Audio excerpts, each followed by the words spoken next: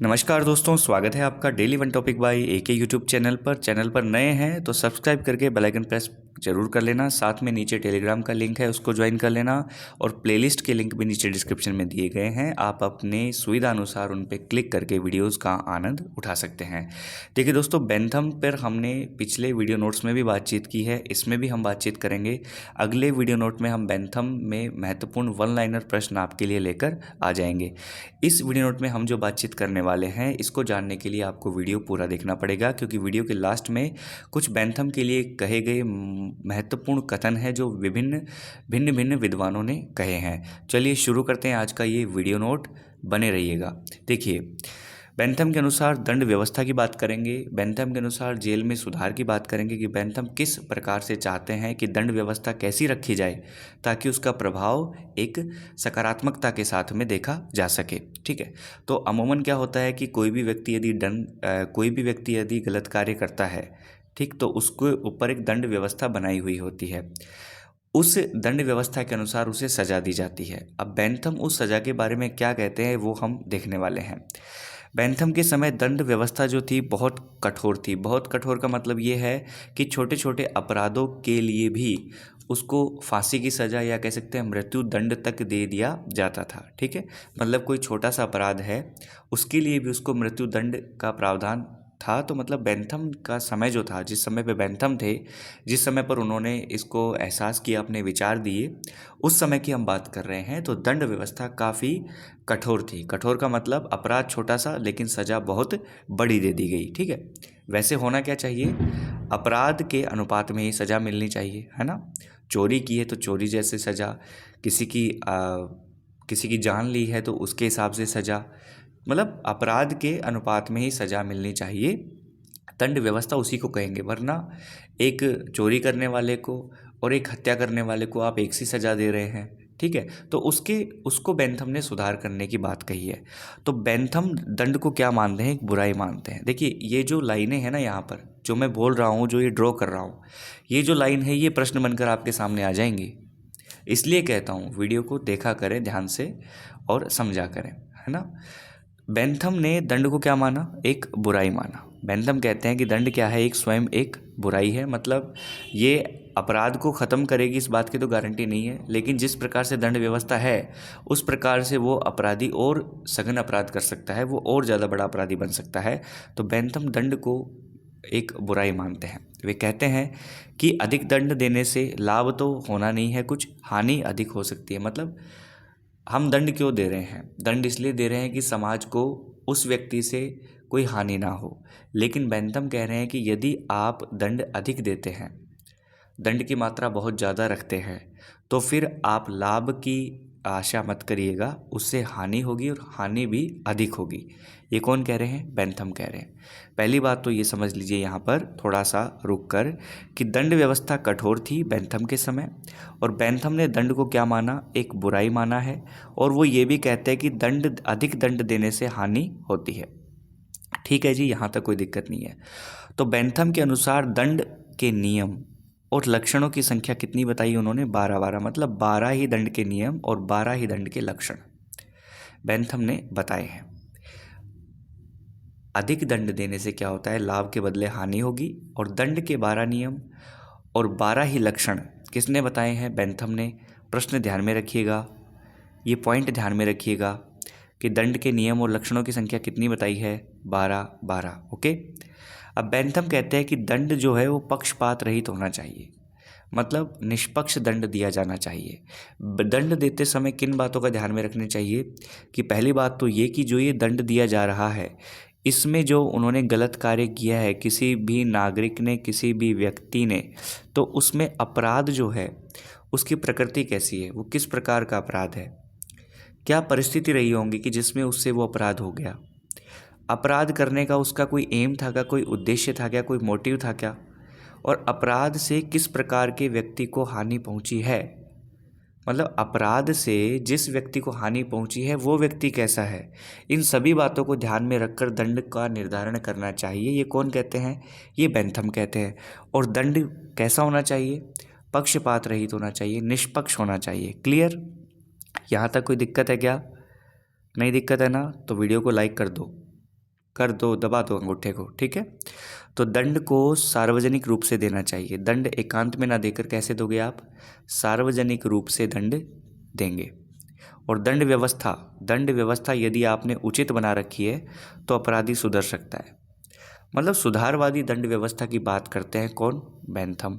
Bentham कहते हैं कि दंड व्यवस्था सुधारवादी प्रकृति की होनी चाहिए, निष्पक्ष होनी चाहिए, सार्वजनिक रूप से देना चाहिए, और दंड देते समय ध्यान रखना चाहिए कि अधिक दंड दोगे तो उससे लाभ होने का कोई भी मतलब नहीं रहेगा, अधिक हानि होने की संभावना बनी रहती है। ठीक है जी। अब अपराधी जो है उनके दैनिक जीवन को व्यवस्थित करने के लिए एक योजना बनाई, उस योजना को पैनोप्टिकन कहते हैं। ये प्रश्न डायरेक्टली बन जाएगा कि पैनोप्टिकन की योजना किससे संबंधित है? बेंथम से संबंधित है। किस लिए? जो जेल में बंद जो अपराधी है उनका जो डेली रूटीन है, डेली लाइफ है, उसको व्यवस्थित करने के लिए पैनोप्टिकन एक योजना बनाई। इस योजना में उन्होंने क्या किया कि जो जेल की जो इमारतें हैं उन्हें अर्धचंद्राकार रूप में बनाई जाएगी। जेल की इमारतों को ये अर्धचंद्राकार रूप में बनाई जाएगी। ठीक है। अर्धचंद्राकार रूप में बनाने का मतलब ये है कि कोई भी जो जेलर होगा, जेल का अधिकारी होगा, वो जहाँ रह रहा है वहाँ से वो सभी जेल की कोठरियों को भली भांति रूप से स्पष्ट दृष्टि रख सकेगा, उनको देख सकेगा। ठीक है ना। तो इस योजना में, इस पैनोप्टिकन में एक तो अधिकारी योजना उसके ऊपर ध्यान रखेगा, जेल के ऊपर हर एक जेल के मतलब जो कोठरी है, जो कमरा है, प्रत्येक पे ध्यान रख पाएगा। दूसरा, इसमें कुछ मुख्य बातें हैं जैसे सहानुभूतिपूर्ण अनुशासन, उन्नतपूर्ण वातावरण बनाना चाहिए, सावधानीपूर्वक निरीक्षण करते रहना चाहिए, है ना। तो ये पैनोप्टिकन योजना के अंतर्गत कहा, जेल सुधार कार्यक्रम को इसने पैनोप्टिकन नाम दिया। किसने? बेंथम ने। इस शब्दावली को ध्यान में रखिएगा, आपकी आंखों के सामने ये जरूर आएगी किसी न किसी प्रश्न पत्र में। अब जेल में अपराधियों को सजा के साथ साथ क्या दो भाई? शिक्षा दो। कैसी शिक्षा दो? व्यावसायिक शिक्षा दो, व्यावसायिक ज्ञान दो, ताकि अब तो वो किसी ना किसी कारण की वजह से बुरा काम करके जेल में आ गया, लेकिन बाहर निकले तो कम से कम जीवन उसका सही हो, वो अपने बच्चों का पालन पोषण कर सके, अपना पेट पाल सके और सही रास्ते पर चल सके। इसलिए उसको व्यावसायिक शिक्षा देनी चाहिए, व्यावसायिक शिक्षा का ज्ञान देना चाहिए, उसको एजुकेशन देना चाहिए। और बेंथम ने यहाँ तक कहा है कि जब वो जेल से छूट जाए ना, तो तब तक उसकी एक कार्य की व्यवस्था करके देनी चाहिए, ताकि जब समाज में उसका एक सही सा इज्जत बन जाए, स्थान बन जाए, उसको कोई भी काम देने लायक व्यक्ति समझ ले, तब तक उसको सपोर्ट में रखना चाहिए, सपोर्ट सिस्टम रखना चाहिए, उसको कार्य देकर रखना चाहिए। ठीक है। अब वो जेल से छूटेंगे, आपने उनको सही चरित्र निर्माण किया, तो वो समाज में अच्छे नागरिक बनकर रह सकेंगे। ठीक है ना। तो कारावास से छूटने पर अपराधियों को कम से कम मतलब तब तक के लिए तो काम दो जब तक कि लोग उसको समझ पाए।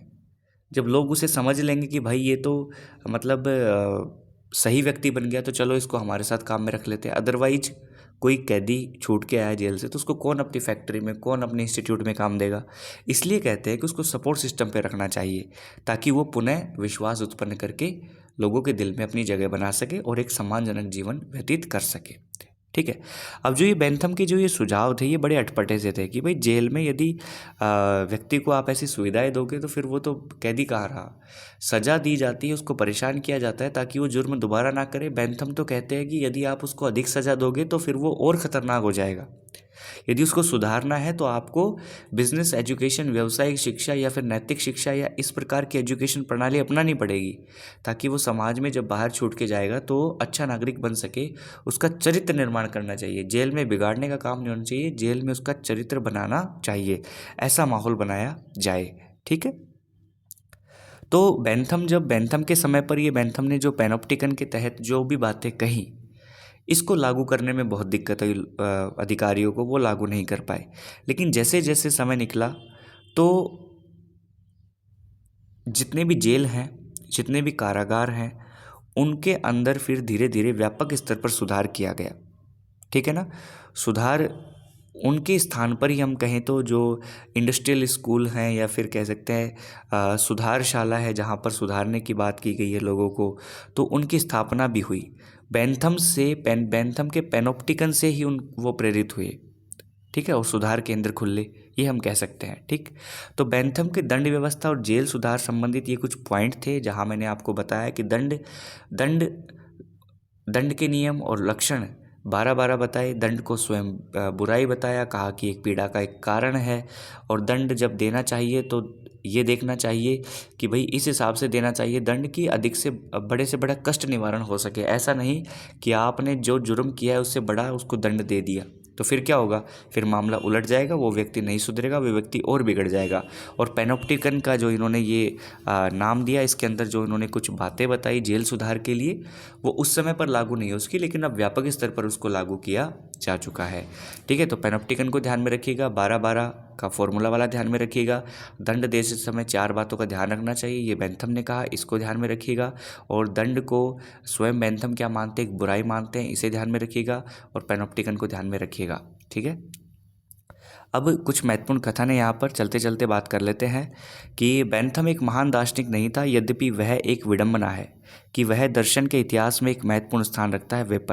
वेपर महोदय ने यहाँ पर थोड़ी सी बेंथम की आलोचना कर दी। हम ये कह सकते हैं कि बेंथम को एक महान दार्शनिक उन्होंने नहीं माना, जबकि उनको एक आफत मान लिया, एक विडंबना मान लिया, एक मतलब कह सकते हैं कि नुकसानदायक के रूप में उसको प्रेजेंट कर दिया, और वो दर्शन के इतिहास में एक महत्वपूर्ण स्थान रखता है। मतलब ये भी एक विडंबना ही है, ये भी एक मतलब सबसे बड़ी बात है और गलत बात है कि वो दर्शन के इतिहास में बहुत महत्वपूर्ण स्थान रखता है। ये वेपर महोदय कहते हैं किसके बारे में, बेंथम के बारे में। ठीक है, बेंथम के सुखवादी दर्शन को शूकर दर्शन या सूरों का दर्शन कार्लाइल ने कहा। यह प्रश्न तो काफ़ी बार पूछा जा चुका है कि बेंथम के दर्शन को शूकर दर्शन कौन कहते हैं, कार्लाइल। ओके, क्लियर हुई यहाँ तक बात, कोई दिक्कत है क्या, कोई दिक्कत नहीं है। बेंथम के बहुत सारे विचार सर्वमान्य चिंतन का अंश बन गए, एनसाइक्लोपीडिया ऑफ ब्रिटानिका का कथन है ये। ओके, कि बेंथम के बहुत सारे विचार सर्वमान्य चिंतन का क्या बन गए, अंश बन गए, पार्ट बन गए। बेंथम के समय से लेकर आज तक ऐसा कोई भी विधि सुधार मेरी दृष्टि में नहीं हुआ, सुधारक नहीं आता जिस पर उनका प्रभाव ना हो। ये हेनरी मैन बेंथम के बारे में यहाँ पे प्रशंसा कर रहे हैं, बेंथम का पक्ष ले रहे हैं, और वेपर इनकी आलोचना कर रहे हैं बेंथम की। तो बेंथम के बारे में यहाँ पर हेनरी मैन कह रहे हैं कि बेंथम के समय से लेकर आज तक का ऐसा कोई भी कानूनी सुधार नहीं हुआ मेरी दृष्टि में कि जिस सुधार पर बेंथम का प्रभाव ना पड़ा हो, sir Henry man. Okay, next देखिए यहाँ पर, प्राकृतिक अधिकार को बकवास मात्र की संज्ञा दी है। प्राकृतिक व अहस्तांतरणीय अधिकार अलंकारिक बकवास है, ये किसका कथन है, बेंथम का। तो प्राकृतिक अधिकार जो हमने हॉब्स लॉक रूसो के समय पर पढ़े, उनका ये बेंथम कहते हैं कि ये जो अधिकार है, प्राकृतिक अधिकार जो आप बात कर रहे हैं, ये बकवास मात्र है, इसके अलावा कुछ नहीं। और अहस्तांतरणीय और प्राकृतिक जो अधिकार है, ये अलंकारिक बकवास की संज्ञा इन्होंने दी है, किसने, बेंथम ने। तो कुछ महत्वपूर्ण कथन हमने आपको यहाँ पे बेंथम के ओर से आपको दिए हैं। अब कुछ महत्वपूर्ण वन लाइनर प्रश्न जो बनेंगे बेंथम के ऊपर महत्वपूर्ण, हम आपको अगले वीडियो नोट में बताएंगे ताकि आप उनको क्लियर कर सके, वन लाइनर के माध्यम से बताएंगे। तो इस वीडियो नोट में आपको क्या चीज़ अच्छी लगी, क्या नहीं लगी, कमेंट तो किया करो ताकि मुझे भी पता लगे कि आप जीवित होकर ये वीडियो नोट देख रहे हो, मतलब जागरूक होकर देख रहे हैं। तो अपनी प्रेजेंट लगाया करें, ठीक है। तो वीडियो नोट देखने के लिए बहुत बहुत धन्यवाद। मिलते हैं नेक्स्ट वीडियो नोट में।